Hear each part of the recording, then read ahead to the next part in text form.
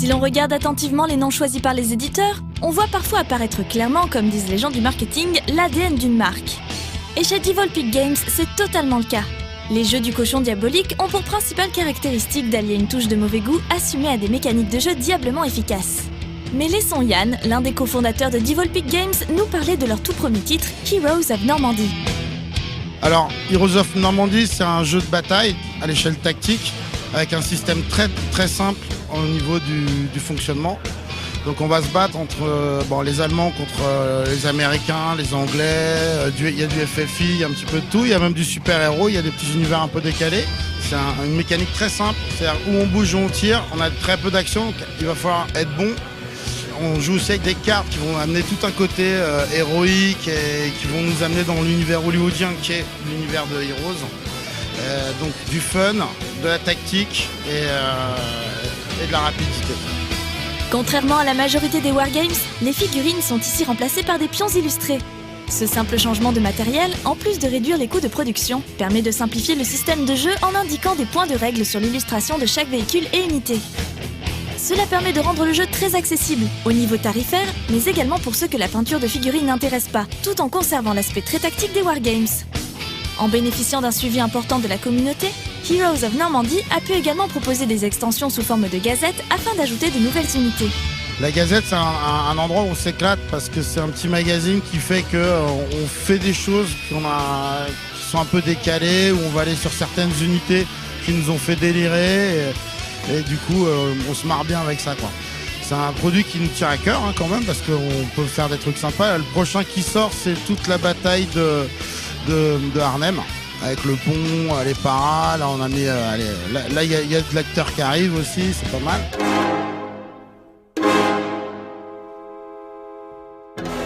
On reste dans le cadre de la Seconde Guerre mondiale avec Shadows over Normandy, la dernière nouveauté de Devolpic Games qui vient ajouter un peu d'aventure et de mythe de Cthulhu au wargame.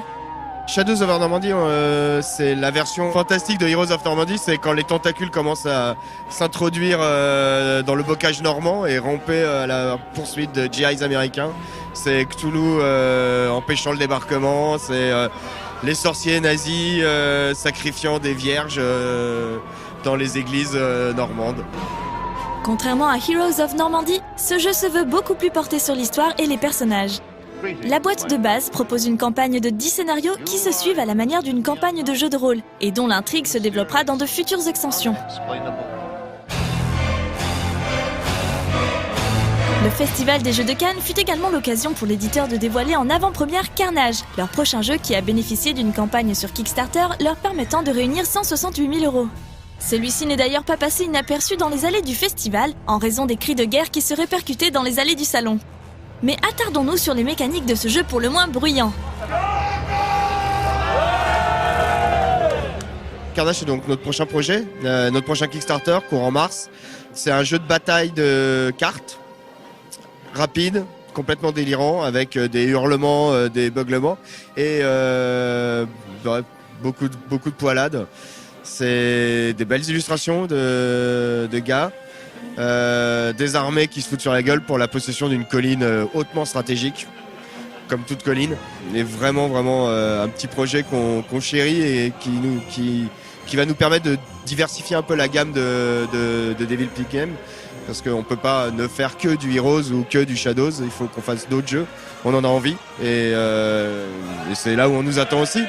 L'univers, c'est du médiéval fantastique très classique, orques, nains, humains et gobelins pour les 4 premières armées. Un dessin tout aussi humoristique que celui de Shadows ou de Heroes, complètement décalé en fait, parce qu'on voulait pas donner un côté sérieux à cette bataille. C'est vraiment la bataille pour la déconne. Le dos des cartes, à la fin du tour, quand on compte les points, le dos des cartes représente des petits tas de cadavres, et donc on les jette au milieu de la table et ça fait une énorme pile de cadavres à la fin du jeu. Voilà, c'était un peu la philosophie du jeu, c'est le carnage mignon. Même si Devolpic Games change ses habitudes en proposant un jeu de cartes avec Carnage, ils continuent de faire vivre leurs titres précédents en proposant de nouvelles extensions pour Heroes et Shadows over Normandy. De nouveaux univers devraient ainsi être développés à l'avenir avec le même système de jeu. Un jour, le médiéval fantastique, on espère, médiéval historique avec une petite composante fantastique. Ça, ce sera l'objet d'un Kickstarter peut-être à la rentrée. Et un jour, la guerre de sécession, ça nous titille bien, hein, on en avait déjà parlé. En tout cas, quelque chose avec des pistolets laser, des Gatling laser et des lance-missiles. Ouais! On observera donc avec attention les prochaines sorties de l'éditeur. Mais avant de se quitter, laissons Glenn nous résumer ce qui fait selon lui l'essence de Devil Peak Games. La ligne générale de Devil Peak Games, c'est être toujours à cheval entre le bon goût et le mauvais goût et garder cet équilibre parfait que nous avons réussi à obtenir avec Heroes of Normandy. Mettre des nazis à gros seins, ça marche, mais il faut pas en mettre trop.